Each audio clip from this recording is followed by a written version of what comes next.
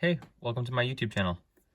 Today's video just covers a little overview of my Sherman tank crew that I made because, as many of you probably know by now, I made an M4 Sherman and it was such a nice build. I wanted to complement it with making a crew to go inside of it.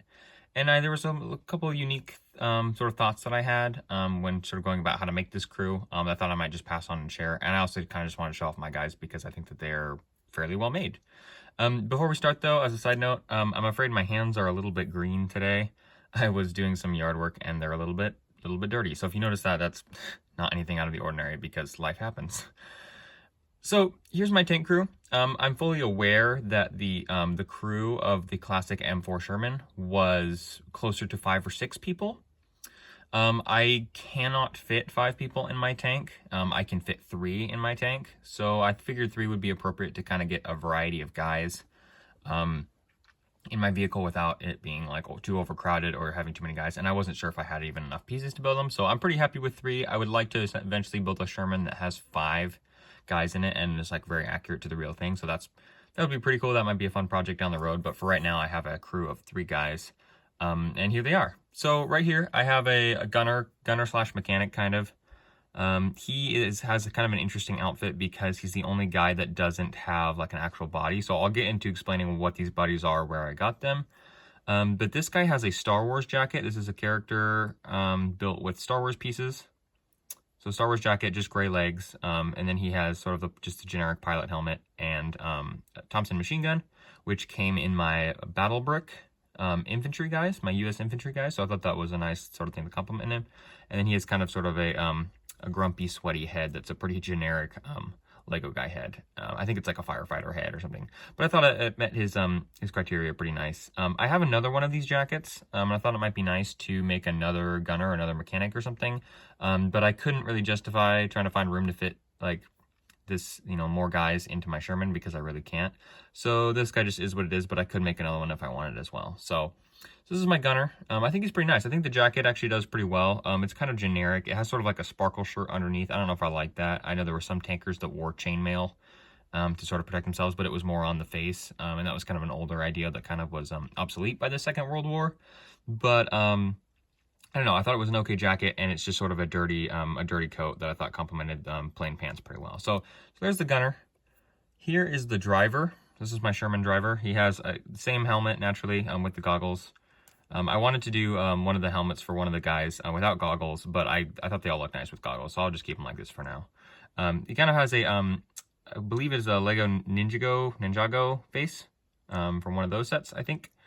And then he has so like his legs are pretty straightforward because they're just regular legs that I changed the T-bar in. But his body is pretty cool. So this is a U.S. tanker jacket that I bought from Citizen Brick. I've never bought from Citizen Brick before, and their stuff is really expensive, but it's expensive because it's really quality. So it's got like some straps on the back and sort of the like the tight parts on the top and the bottom. It's got his patch on the side and patch right here, and I think that's an Armored Division patch.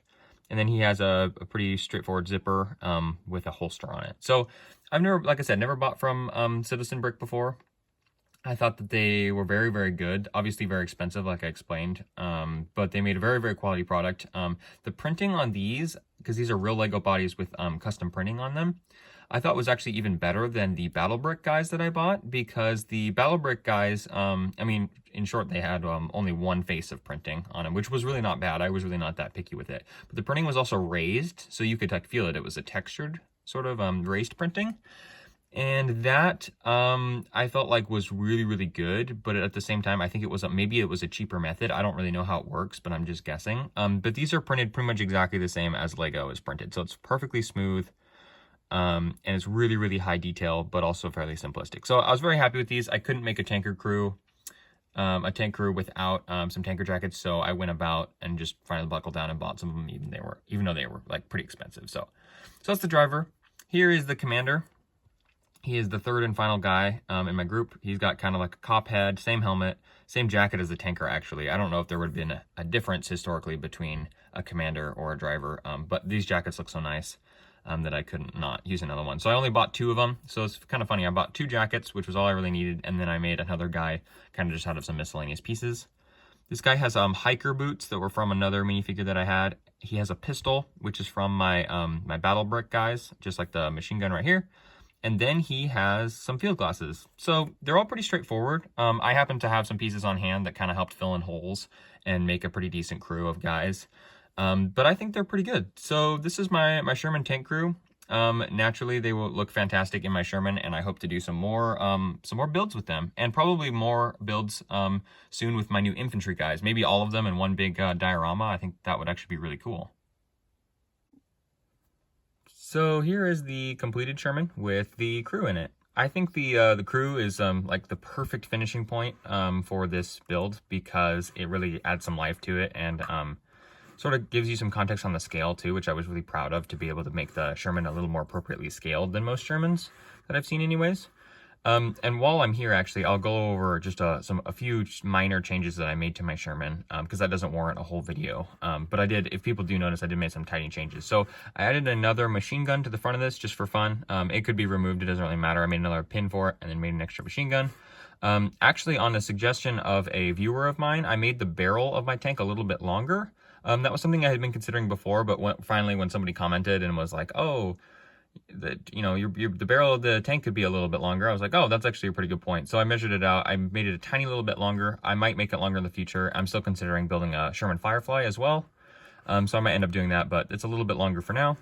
I changed the color of these little road wheel rollers. They were brown before, I believe, and now they're gray. It's really just not much of a big change. And then there's actually some pieces during the tutorial that were changed that used to be brown under the turret ring that are now they are now gray. There's a few very, very minor tweaks that nobody would notice that I made as well. Just different variations between the model that I had before. Some color changes on the inside of the turret.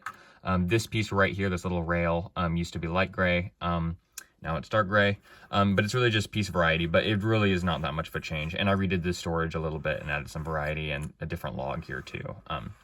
Yeah, so this is my M4 Sherman. I think it looks great with all the guys in it. I think the jackets do a great job. They're definitely worth the money to purchase those from Citizen Brick and to get a tanker crew, because I think this tank just looks fantastic and it can finally be complete now that it has a full crew of guys.